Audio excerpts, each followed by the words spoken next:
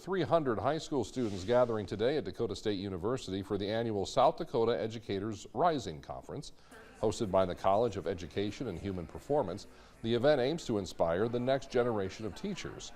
Throughout the day, students were given the opportunity to network with education professionals and attend breakout sessions on various topics of interest, including different pathways to a career in teaching. I think it's really important at the high school level that we show them the positivity around education, a career, what's possible in the world of education. I think so much is done outside of our control with the narrative around education that these type of events for our high school kids are a super positive way to really show them the impact that a teacher can make. Organizers say this conference is a step toward empowering future teachers to shape the future of education in South Dakota.